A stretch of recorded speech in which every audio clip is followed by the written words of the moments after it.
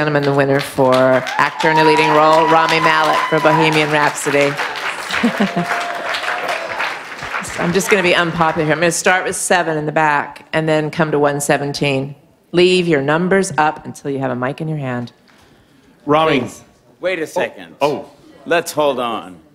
Have we done it? Am I one of the last ones here? Well, I just want to say thank you guys for being here, and I will say this. I don't think critically the decision on this film was unanimous, but I do appreciate everything you guys had to write. As a kid, I read criticism of film, and I learned so much from it, so no matter what, I still do very much appreciate you. Thank you. Who would like to begin? We're going to start with number 7 to your right. I don't know how I can follow that. Rami, over here to your right side in the back. There you are, number 7. Big guy, yes. Give me a... No, I'm just kidding. Go ahead. Congratulations, first of all, and I know you've heard that a lot tonight, but yes.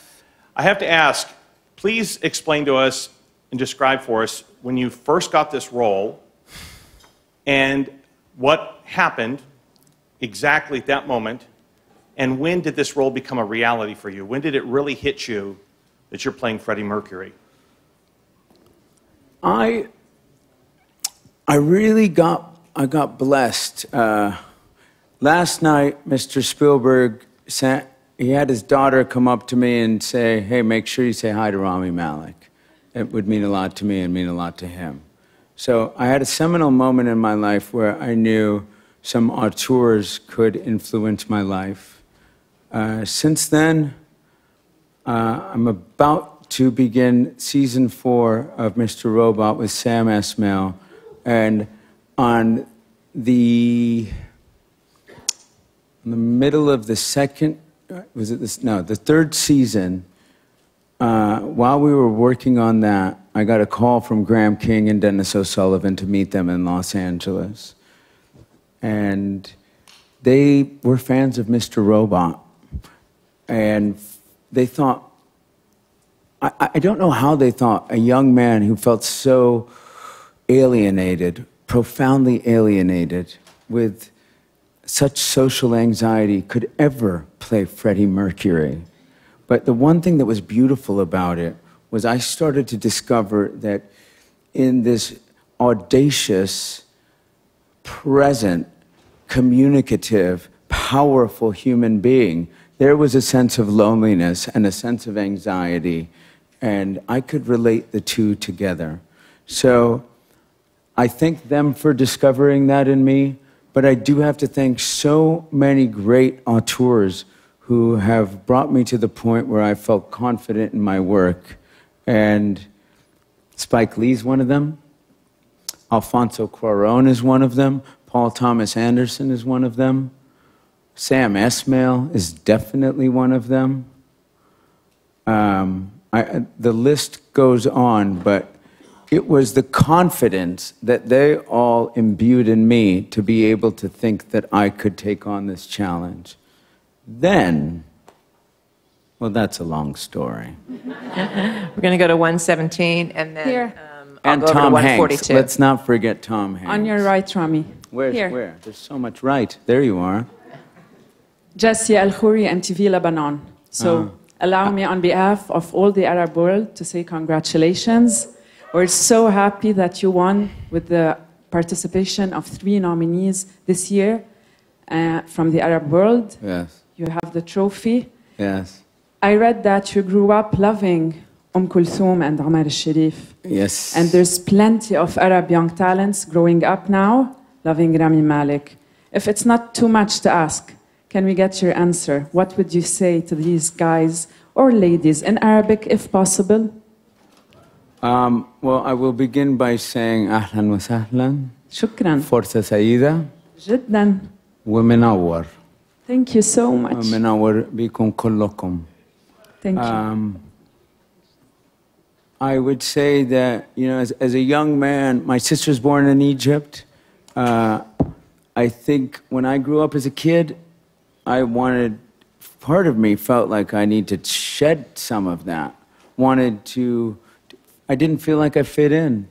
I definitely felt like the outsider. And as I got older, I realized just how beautiful my heritage and my tradition is, and the wealth of culture and magic and music and film and just pure art that comes out of the Middle East.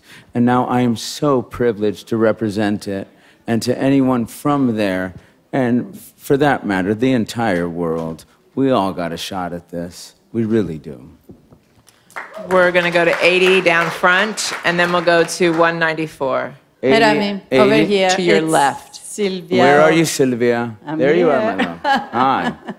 You gave a beautiful speech, which it seems like it talks a lot about what happened tonight. There is a lot of inclusion, it seems, a lot of films that have been talking about that aspect. And I wonder how much, in that respect, this Oscar of yours now fits into that and reflects that. It's a political question, and I appreciate it, but... No, I mean, I'm talking no, about, all the inclusion of I the will films. say, yeah, I will say, look, I mean, I grew up in a world where I never thought I was going to play the lead on Mr. Robot, because I never saw anyone in a lead role that looked like me. I never thought that I could possibly play Freddie Mercury until I realized his name was Farouk Bulsara. And that is the most powerful message that was sent to me from the beginning. That was the motivation that allowed me to say, oh, I can do this. And that man steps on stage, and he moves people in a way that no one else does. And he has the ability to look everyone in the eye and see them for who they are. And that's because he was struggling to identify himself. And all of that passion and virtue and everything burning inside of him allowed him to look to everybody else and say, hey, I see you. Not right here in the front, I see you there in the back, I see all of you, I will play to all of you, and together we will transcend. Because it's not about being from one place or looking like one thing, one race, any of that. We are all human beings, and forgive me for this, but collectively, we are all the champions. I know this is going to upset the room, but I've been told I have to wrap this, so 194 is going to be the last question. Over here. Oh. Hi. Rami. Hi. Yes. My name is Harold. I'm from Norway. Hi. I just was wondering, after you finished shooting the film, how did you feel about your own performance? Did you know that it was special and it might end up in an Academy Award? I never, I gotta say, being on that stage, I think I may have, I don't know how I looked on that stage, but I never thought this would happen in my life. The one thing I can say about this is, as an actor, and there are so many of us who only dream of one thing, and perhaps it's not this, it's just getting a job. So the fact that I have this in my hand right now is beyond, excuse me, any expectation that myself or perhaps my family could have ever had. And I'll just say that. I mean, it's been a tough battle. I think you all know about it.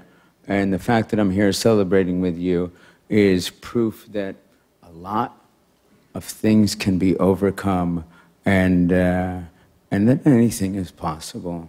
And tonight, I'm celebrating with all of you and anyone who has a dream. It can happen. Thank you. Congratulations.